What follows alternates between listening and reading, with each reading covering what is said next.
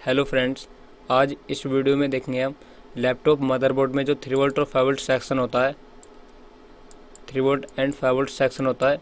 तो 3 वोल्ट और 5 volt section की जो रिक्वायरमेंट होती है उसको बनने के लिए, तो उसकी मिनिमम रिक्वायरमेंट क्या है। या आपके पास कोई भी डेड मदरबोर्ड आता है जिसमें आपका स्टेप डाउन सेक्शन नहीं बन रहा है, तो आप उसको किस तरीके से ट्रबल शूट कर सकते हो। जो स्टेप डाउन आईसी की रिक्वायरमेंट है उसको भी आप किस तरीके से चेक कर सकते हो, ये मैं आपको इस वीडियो में स्टेप बाय स्टेप बताने वाला हूँ। तो फ्रेंड्स, यहाँ पर आप देख सकते हो हमारा स्टेप डाउन सर्किट है जो मैंने आपको डिज़ाइन करके दिखाया है यहाँ पर। मतलब इसमें समझेंगे हम स्टेप डाउन का कॉन्सेप्ट, किस तरीके से आपका ऑलवेज सप्लाई बनती है इसमें 5 वोल्ट की और 3 वोल्ट की। ठीक है, तो चलिए यहाँ पर वीडियो स्टार्ट करते हैं हम बिना किसी देरी के। तो फ्रेंड्स, यहाँ पर आप देख सकते हो जैसे आपका स्टेप डाउन सर्किट है, तो जो स्टेप डाउन सर्किट होता है वो एक स्विचिंग सर्किट होता है ना, ये तो सभी को पता होगा। और स्विचिंग सर्किट में एक आईसी, 2 मॉसफेट, एक मेन मॉसफेट, एक सपोर्टिंग मॉसफेट, एक आउटपुट कोयल और एक कैपेसिटर होता है ना। और इधर भी एक मेन मॉसफेट है, एक सपोर्टिंग मॉसफेट है, एक आउटपुट कोयल है और एक कैपेसिटर है। और इन सभी को कंट्रोल करने वाली है स्टेप डाउन की डुअल रेगुलेटर आईसी, जो मदरबोर्ड में 3 वोल्ट एंड 5 वोल्ट को बनाएगी। तो क्या क्या इसकी आईसी की रिक्वायरमेंट है, क्योंकि सारे सर्किट को यही कंट्रोल करेगी आपकी स्टेप डाउन आईसी, तो हमें समझना पड़ेगा इसकी रिक्वायरमेंट को, किस तरीके से आपकी आईसी स्टेप बाय स्टेप अपनी रिक्वायरमेंट को कंप्लीट करके वोल्टेज बनाती है। ठीक है, तो चलिए हम समझते हैं स्टेप डाउन आईसी की रिक्वायरमेंट क्या क्या है। तो जैसे यहाँ पर आईसी है स्टेप डाउन की, तो इसकी जो सबसे पहली रिक्वायरमेंट है वोल्टेज बनाने के लिए वो है इसकी वेकअप सप्लाई। कोई भी आईसी हो, अगर आप उससे काम कराना चाहते हो, उसको ऑन करना चाहते हो, तो पहले उसको सप्लाई देनी पड़ेगी, है ना। तो अभी हमारे बोर्ड में सिर्फ एक ही सप्लाई बनी है 3 वोल्ट और 5 वोल्ट से पहले, जो कि हमारी अडेप्टर सप्लाई, मतलब 19 वोल्ट की, है ना। तो यहाँ पर आप देख सकते हो 19 वोल्ट की सप्लाई है। तो सबसे पहले हमारे मदरबोर्ड में 19 वोल्ट की सप्लाई आएगी, यहाँ पे नंबर 1 सीक्वेंस पर, है ना। अब जैसे आपकी 19 वोल्ट की सप्लाई इस आईसी को मिलेगी, तो आपकी आईसी वेकअप हो जाएगी, मतलब आईसी आपकी काम करने के लिए रेडी हो जाएगी, ऑन हो जाएगी, है ना। तो जैसे इस आईसी को सप्लाई मिलेगी, यहाँ से इस आईसी को ग्राउंड मिल जाएगा, तो आपका स्टेप डाउन आईसी वेकअप हो जाएगा। और वेकअप होने के बाद जो स्टेप डाउन आईसी का सेकंड काम होता है वो होता है अपने अंदर से 2 वोल्टेज आउटपुट करना। कौन कौन से, तो यहाँ पर आप देख पा रहे होगे, एक है आपका LDO 3 वोल्टेज और एक आपका LDO 5 वोल्टेज। जैसे इस आईसी के अंदर 19 वोल्ट एंट्री करेगा, तो आईसी अपने अंदर से बिना किसी परमिशन के 2 वोल्टेज आउट करेगी, LDO 3 वोल्ट और LDO 5 वोल्ट। कब, जब इस आईसी को 90 वोल्ट मिलेगा। ठीक है, तो जब आपका LDO 3 वोल्ट और LDO 5 वोल्ट बन जाएंगे, तो उसके बाद क्या होगा, तो थोड़ा सा एक बार यहाँ पर ये समझ लेते हैं कि ये LDO 3 वोल्ट और LDO 5 वोल्ट है क्या। तो आपको पता होगा हमारे मदरबोर्ड में जो RTC सेक्शन होता है और बायोस सेक्शन होता है और IO चिप होती है ना, उन सभी को पहले बैकअप करना पड़ता है ना। और वो बैकअप होते हैं आपकी कोयल वोल्टेज से बनने से, आपको जो कोयल वोल्टेज होता है, कोयल सप्लाई बनने से पहले ये सेक्शन बैकअप हो जाते हैं। तो इन सेक्शन को बैकअप कौन करता है, या ये कहें कि सप्लाई कौन प्रोवाइड कराता है, ये आपका LDO वोल्टेज। क्योंकि आपने सुना होगा जो आपकी स्टेप डाउन आईसी होती है उससे आपका LDO वोल्टेज आपकी IO चिप को भी जाता है, बायोस को भी जाता है और RTC सेक्शन को भी जाता है ना। तो इसलिए ये आईसी 19 वोल्ट मिलने के तुरंत बाद अपने अंदर से LDO 3 और LDO 5 वोल्टेज जनरेट करेगी। ठीक है, तो जैसे आपका आईसी दोनों वोल्टेज जनरेट करेगा LDO 3 और LDO 5, तो LDO 3 वोल्ट और 5 वोल्ट जनरेट करने के बाद ये आईसी अपने अंदर से एक वोल्टेज और आउटपुट करेगा। कौन सा वोल्टेज, तो ये वोल्टेज है, यहाँ पर देख सकते हो, इस पर लिखा हुआ 2 वोल्ट अंडरस्कोर रेफरेंस। तो ये LDO 5 और LDO 3 सप्लाई बनाने के बाद ये तीसरा एज ए LDO मान सकते हो इसको आप, जो कि है 2 वोल्ट का रेफरेंस। ठीक है, तो आईसी इन दोनों के कन्फर्मेशन के बाद ये अपने अंदर से निकालते 2 वोल्ट रेफरेंस। अगर मान के चलो, सपोज करो एग्जांपल मान के चलते हैं, अगर मान के चलो इस आईसी में आपको 19 वोल्ट आता है और अगर आपका LDO 3 LDO 5 या रेफरेंस में से कोई सा वोल्टेज नहीं बनता, तो उसमें आपकी आईसी फॉल्टी हो सकती है ना। क्योंकि इस आईसी को कंपनी ने कुछ इस तरीके से प्रोग्राम किया है कि 19 वोल्ट मिलने के तुरंत बाद इस आईसी को LDO 3 वोल्ट और 5 वोल्ट जनरेट करना है। अगर किसी कंडीशन में ये 19 वोल्ट मिलने के बाद LDO 3 वोल्ट और 5 वोल्ट नहीं बनाती है, तो उसमें आपका आईसी फॉल्टी हो सकता है। लेकिन मैं आपको समझा रहा हूँ इसकी वैलिड कंडीशन क्या होगी जब आप इसको ट्रबल शूट करोगे। ठीक है, तो ये जो मैंने बताया है रेफरेंस आपका LDO 3 वोल्ट और 5 वोल्ट बनने के बाद जनरेट होगा आईसी के अंदर से। ठीक है, ये तीनों वोल्टेज आपको LDO 3 वोल्ट, LDO 5 वोल्ट और रेफरेंस इस आईसी के पिन पर ही चेक करने हैं जो कि स्टेप डाउन आईसी है। तो ये 2 वोल्ट रेफरेंस किसके लिए होता है, तो ये आईसी 2 वोल्ट रेफरेंस को अपने इंटरनल सर्किट के लिए यूज करता है। ठीक है, बाकी आप ये समझ सकते हो कि 19 वोल्ट मिलने के बाद और दोनों LDO वोल्टेज बनने के बाद ये सप्लाई बननी ज़रूरी है। ठीक है, तो जैसे आपका रेफरेंस बनेगा, रेफरेंस बनने के बाद एक और सेटिंग आती है, यहाँ पर आप देख सकते हो, यहाँ पर लिखा हुआ टोन, तो इसका नाम होता है tone cell time on selector. तो ये भी एक सेटिंग है और इस सेटिंग के साथ देखो यहाँ पर आप 5 वोल्ट कनेक्टेड है। ठीक है, तो टोन सेल के साथ आप डायग्राम में देखोगे जब, तो बहुत बार आपको 5 वोल्ट कनेक्ट मिलता है और बहुत बार आपको LDO 3 वोल्ट का ये वोल्टेज कनेक्ट मिलता है। ठीक है, टोन सेल के साथ।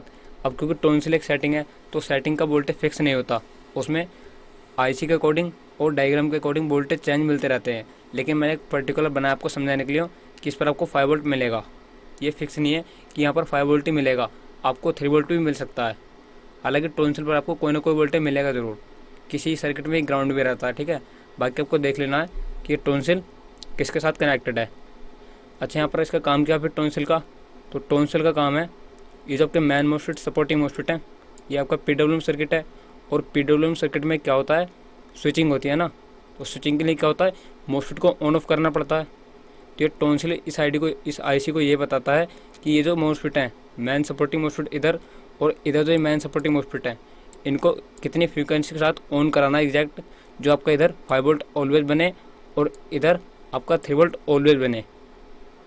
ठीक है, तो इधर आपका फिक्स 3 वोल्ट ऑलवेज बने और इधर आपका 5 वोल्ट ऑलवेज बने, उसको इन मोस्फेट को किस फ्रीक्वेंसी के साथ ऑन करना पड़ेगा जो ये वोल्टेज दोनों एक्चुअल में बने बिल्कुल फिक्स। तो ये डिसाइड करता है आपका टोन सेल वाला पिन। ठीक है, सिंपल सा कहूँ तो ये आईसी आपका ये बताता है कि इधर आपको कितना वोल्टेज बनाना है और इधर कितना वोल्टेज बनाना है टोन सेल पर टाइम ऑन सेलेक्टर।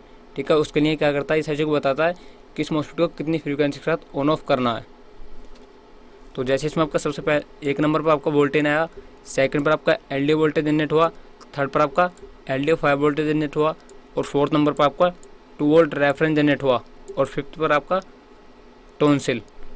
ठीक है, तो अब नंबर 6 पर आता हमारा एक और सेटिंग जो कि है यहाँ पर 6 नंबर पर, और इसका नाम है S5_ON। तो अब ये S5 क्या है, तो आपको पता होगा ये जो स्टेप डाउन सर्किट है ये एक PWM सर्किट है और PWM सर्किट में कोयल वोल्टेज को बनाने के लिए कोई ना कोई इनेबल चाहिए, है ना। तो ये वही इनेबल है इस कोयल वोल्टेज को बनाने के लिए। आपका S5 पर एक सिग्नल आएगा, ये वोल्टेज कह सकते हो, जो इस आईसी के पिन पर जाएगा और इस आईसी को बताएगा कि अब आपको कोयल सप्लाई बनानी है। क्योंकि अभी तक तो आईसी काम कर रहा था, इसने सिर्फ LDO सप्लाई और बाकी की रेफरेंस वगैरह को बनाया था, अपनी सेटिंग को एडजस्ट किया था, है ना। लेकिन अब इसका मेन काम स्टार्ट होता है इस कोयल सप्लाई को बनाना, जिसके लिए आपका S5 पर इनेबल आएगा। तो ये इनेबल कहाँ से आता है, तो ये कुछ सर्किट में तो आता है IO चिप से, ठीक है, और कुछ में होता है इसका सेल्फ इनेबल, और कुछ में यही आपका LDO वोल्टेज इस तरीके से घूमकर S5 पर आता है जो ऑलवेज सप्लाई के इनेबल का काम करता है। ठीक है, बाकी जब हम आगे डायग्राम पढ़ेंगे तो उसमें समझेंगे किस तरीके से सर्किट इनेबल देता है इसमें।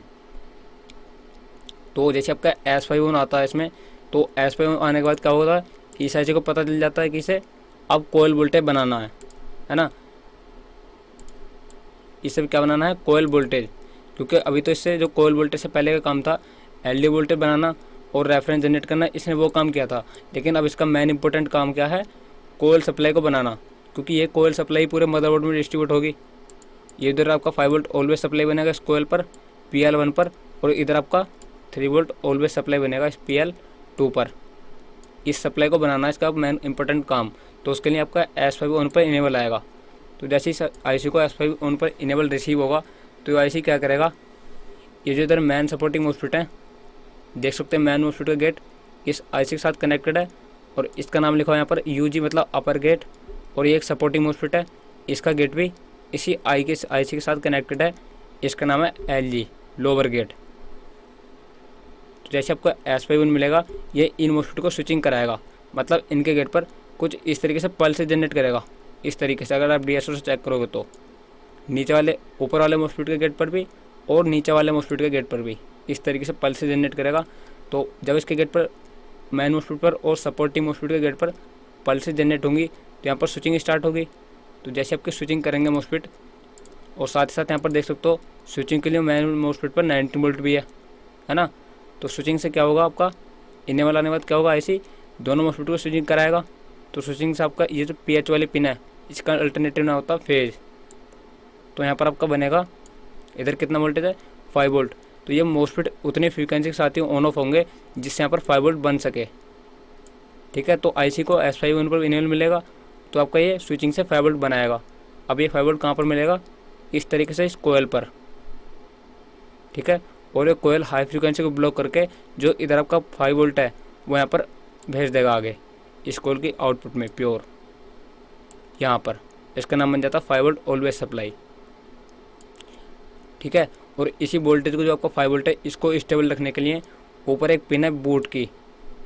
बूट पर वैसे तो 2.2 ओम का एक रजिस्टर होता है कनेक्टेड। ठीक है, तो बूट क्या काम करता है, तो बूट जो होता है इस 5 वोल्ट को बूस्ट करता है, मतलब इस वोल्टेज को प्रॉपर यहाँ पर बनाए रखता है इस फेज वाली पिन पर। ठीक है, अगर आप यहाँ पर DSO से चेक करोगे तो आपको फ्रीक्वेंसी मिलेगी। बाकी हाँ, अगर ये जो बूट वाली पिन है इसके साथ कंपोनेंट जो रजिस्टर है इसकी अगर वैल्यू बढ़ी या घटी और जो कैपेसिटर शॉर्ट हुआ तो आपका फिर यहाँ पर 5 वोल्ट में प्रॉब्लम आ सकता है। इसलिए अगर आपको कभी भी 3 वोल्ट और 5 वोल्ट नहीं बनता तो आप एक बार इसके साथ जो बूट के कंपोनेंट कनेक्टेड हैं बूस्ट के, इनको आप चेक कर सकते हो, क्योंकि एक सेटिंग पिन है और सेटिंग पिन के साथ कभी भी कोई छेड़छाड़ नहीं होनी चाहिए। ठीक है, तो ये इधर तो आपको बन गया 5 वोल्ट ऑलवेज सप्लाई। और साथ ही साथ इस तरफ यहाँ पर भी देख सकते हो, जब आपका IC को S51 मिला था तो ये इधर भी वही सेम काम करेगा। ये जो अपर मॉस्फेट का गेट है IC के साथ कनेक्टेड है इस तरीके से, है ना, और लोअर मॉस्फेट का गेट भी इस तरीके से IC के साथ कनेक्टेड है। तो ये इनके गेट पर भी लो पल्स जनरेट करेगा, लोअर मॉस्फेट के गेट पर लो पल्स इस तरीके से जनरेट करेगा और ऊपर वाले मॉस्फेट के गेट पर भी ये पल्स जनरेट करेगा इस तरीके से।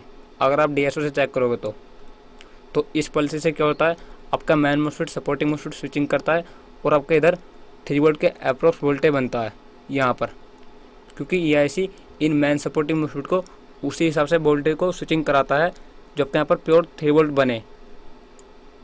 ठीक है, तो आपके यहाँ पर स्विचिंग से 3 वोल्ट बनता है। अब इस 3 वोल्ट के साथ कुछ फ्रीक्वेंसी भी होती है तो वो इस कोयल के पास में जाती है और इधर आपका प्योर फिल्टर होके 3 वोल्ट निकल जाता है। ठीक है, लेकिन आपके दिमाग में एक बात यहाँ पर आ रही होगी कि ये 3 वोल्ट और 5 वोल्ट बनेगा कैसा एक्चुअल। तो मैंने बताया था उसके लिए यहाँ पर सेटिंग है टोनसिल। ये टोनसिल ही बताएगा इस IC को कि इन मॉस्फेट को इस तरीके से स्विचिंग कराओ जो इधर आपको प्योर 5 वोल्ट बने और इधर 3 वोल्ट बने, है ना। बाकी इस 5 वोल्ट और 3 वोल्ट को फिल्टर करने के लिए और अच्छी तरीके से प्योर करने के लिए इसके आउटपुट साइड में फिल्टर कैपेसिटर लगे होते हैं, इधर भी और इधर भी।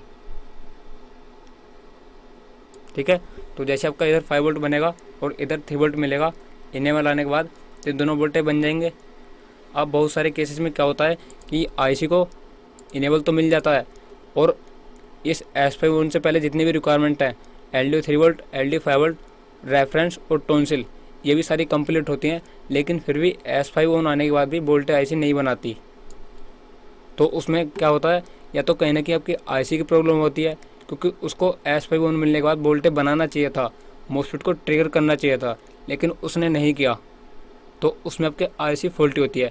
कब, जब आपका इनेबल आने के बाद भी वोल्टेज ना बने। दूसरी कंडीशन में इसकी कुछ सेटिंग्स भी ख़राब हो सकती हैं। तो सेटिंग कौन कौन सी, तो जैसे यहाँ पर मैंने बताया था ना आपको बूट की पिन, ये आपका मॉस्फेट शॉर्ट हो तो उस कंडीशन में भी वोल्टेज नहीं बनेगा, है ना। तो इसमें अगर आपका इनेबल मिसिंग होगा तब भी वोल्टेज नहीं बनेगा आपका। लेकिन इनेबल अगर आ रहा है उसके बाद भी वोल्टेज नहीं बन रहा तो आप एक बार IC को रिप्लेस करके देख सकते हो, उसमें आपकी IC फॉल्टी हो सकती है। ठीक है, बाकी और कौन सी पिन बचती है इसमें 5 वोल्ट और 3 वोल्ट बनने के बाद, तो इसमें एक और पिन बचती है, यहाँ पर आप देख सकते हो, यहाँ पर लिखा हुआ CS1 और CS2। ये दो सेटिंग है करंट सेटिंग, इनको बोला जाता है करंट सेटिंग। आपको पता होगा जो हमारा आउटपुट में 5 वोल्ट ऑलवेज सप्लाई बना है और इधर 3 वोल्ट ऑलवेज सप्लाई बना है, तो मुझे इसके साथ कितना एम्पेयर ट्रेवल कराना है, क्योंकि ये तो 5 वोल्ट और 3 वोल्ट वोल्टेज है, लेकिन जो लोड उठाता है पूरे मदरबोर्ड का, लेकिन जो पूरे मदरबोर्ड का लोड उठाता है उसको बोलते हैं एम्पियर। इस 3 वोल्ट के साथ कितना एम्पियर देना है मुझे और इस 5 वोल्ट के साथ कितना एम्पियर देना है मुझे, वो डिसाइड करता है ये पिन CS1 और CS2। CS1 बताएगा कि इस 5 वोल्ट के साथ कितना एम्पियर देना है और CS2 बताएगा इस 3 वोल्ट ऑलवेज के साथ कितना एम्पियर देना है। क्योंकि वोल्टेज ही काफ़ी नहीं होता ना, उसके साथ एम्पियर भी चाहिए जो लोड को उठाएगा पूरे मदरबोर्ड का, तो वो डिसाइड करता है आपका CS1 और CS2। इसका अल्टरनेटिव नाम होता है एन ट्रिप। तो CS के साथ आपको क्या चेक करना है, तो इसके पास में कुछ रजिस्टर कनेक्टेड होते हैं हाई वैल्यू के, जैसे यहाँ पर लिखा हुआ 100 किलो ओम का और इधर 120 किलो ओम का, ये रजिस्टर प्रॉपर होने चाहिए। अगर मैं बात करूँ यहाँ पर वोल्टेज बनता है CS1 और CS2 पर, तो कितना कितना वोल्टेज बनता है CS1 और CS2 पर, तो इधर तो वोल्टेज बनेगा नहीं क्योंकि ग्राउंड है और इधर भी ग्राउंड है, लेकिन इसकी सेट वोल्टेज बनता है ऐसी की पिन पर। अब जैसे यहाँ पर 100 किलो ओम का रजिस्टर है, ये 100 किलो ओम का, तो इसको हम एक बार 100 से डिवाइड करेंगे। 100 से डिवाइड क्यों, क्योंकि इसकी वैल्यू रजिस्टर के किलो ओम में है, तो अप्रोक्स यहाँ पर 1 वोल्ट मिलेगा। ये मैं आपको एक तरीके से एंट्री पर वोल्टेज कैलकुलेट करने का तरीका बता रहा हूँ, ठीक है। बाकी आप यहाँ पर देखो CS2 पर ये 120 किलो ओम का, तो इसको हम 100 से डिवाइड कर देंगे तो यहाँ पर अप्रोक्स बैठेगा 1.2 वोल्ट, ठीक है। 1.2 वोल्ट बैठेगा इस पर CS2 पर। तो एक करंट सेटिंग है जो डिसाइड करती है कि 5 वोल्ट के साथ कितना एम्पियर देना है, 2 एम्पियर, 4 एम्पियर, 10 एम्पियर, और इस 3 वोल्ट के साथ कितना एम्पियर देना है, ठीक है। इनके साथ भी कोई छेड़छाड़ नहीं होनी चाहिए। बाकी जब ये सारी सेटिंग्स कंप्लीट होंगी, आपका प्योर वोल्टेज स्टेबल हो जाएगा। तो ये वोल्टेज जहाँ भी इसकी रिक्वायरमेंट है मदरबोर्ड में, जैसे स्टेप डाउन सर्किट से बनाए वोल्टेज, तो ये आपका रैम सेक्शन को जाता है, PCH को जाता है, जितने पेरिफेरल्स होते हैं, कीबोर्ड हो गया, माउस हो गया, USB हो गया, है ना, उन सभी सेक्शन को जाता है वोल्टेज, मदरबोर्ड में डिस्ट्रीब्यूट हो जाता है ना बाकी इसकी फुल डिटेल हम आगे आने वाली IC में पढ़ेंगे, सॉरी स्कीमेटिक डायग्राम में, ठीक है। तो मेरा इसके ऊपर वीडियो बनाना इसलिए ज़रूरी था कि कुछ लोगों को डायरेक्ट स्टेप डाउन कॉन्सेप्ट नहीं समझ में आया स्कीमेटिक डायग्राम पर, तो मैंने सोचा एक बार इस अपने द्वारा इस डायग्राम को बनाकर उनको समझा दिया जाए, और वो जो आगे डायग्राम पढ़ेंगे तो उनको डायग्राम को रीड करने में आसानी हो।